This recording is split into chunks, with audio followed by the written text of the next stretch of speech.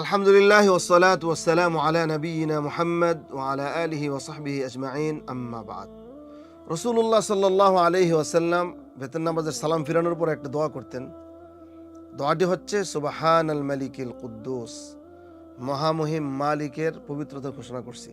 তিনি তিনবার বলতেন, তৃতীয়বার লম্বা করে বলতেন সুবহানাল মালিকিল কুদ্দুস, সুবহানাল মালিকিল কুদ্দুস, সুবহানাল মালিকিল কুদ্দুস। আবু দাউদ, নাসাই এবং অন্যান্য হাদিস গ্রন্থে রয়েছে। উবাই ইবনে কাব রাদিয়াল্লাহু তাআলা আনহু বলেছেন, কানা রাসূলুল্লাহ সাল্লাল্লাহু আলাইহি ওয়াসাল্লাম ইযা সাল্লামা মিনাল বিতর ক্বালা সুবহানাল মালিকিল কুদ্দুস সালাস মাররাত। নবী আলাইহিস সালাম যখন সালাতুল বিতরের সালাম ফিরাতেন তখন তিনি বলতেন সুবহানাল মালিকিল কুদ্দুস।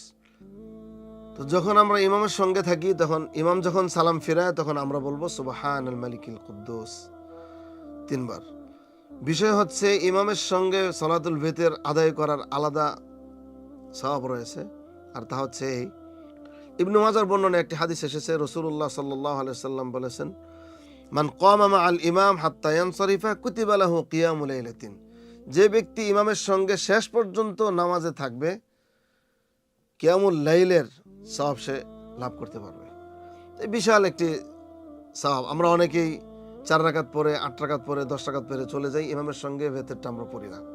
তো বিশেষ করে এই হাদিসটা আমরা বুঝি এটা রমাদান মাসের জন্যই, বিশেষ করে যে ইমাম সাহেবের সঙ্গে যখন আমরা নামাজ পড়া শুরু করব, তো ইমাম সাহেব যখন শেষ করবে নামাজ তখন আমরা নামাজ শেষ করে চলে যাব। তাহলে আমরা সারা রাত্রি কিয়ামুল লাইল আদায় করার সব পেয়ে যাব। আল্লাহ তাআলা আমাদেরকে তৌফিক দান করুন। এবং এই আমলটি মহিলারাও করতে পারে। যখনই তারা সালাম ফিরাবে তখন বলবে সুবহানাল মালিকিল কুদ্দুস, সুবহানাল মালিকিল কুদ্দুস, সুবহানাল মালিকিল কুদ্দুস। এখানে একটি গুরুত্বপূর্ণ বিষয় হচ্ছে এই আমলটি অনেক সমাজেই প্রতিষ্ঠিত নাই। আমি দেখেছি অনেক মসজিদে বা অনেক জায়গায় এই আমলটি করা হয় না। সুবহানাল মালিকিল কুদ্দুস অনেকে জানেই না।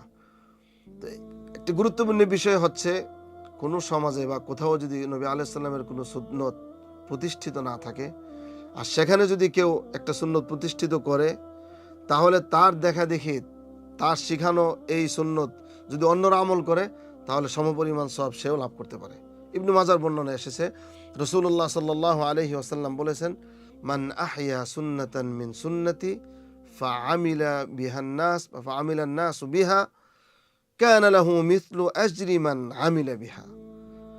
কোনো ব্যক্তি যদি আমার কোনো একটি সুন্নতকে জীবিত করে আর সেই পুনরুজ্জীবিত সুন্নতের উপর মানুষ আমল করে, লোকজন যে আমল করবে, যে ব্যক্তি সুন্নতটাকে জীবিত করলো সেই ব্যক্তিও সমপরিমাণ সওয়াব লাভ করবে।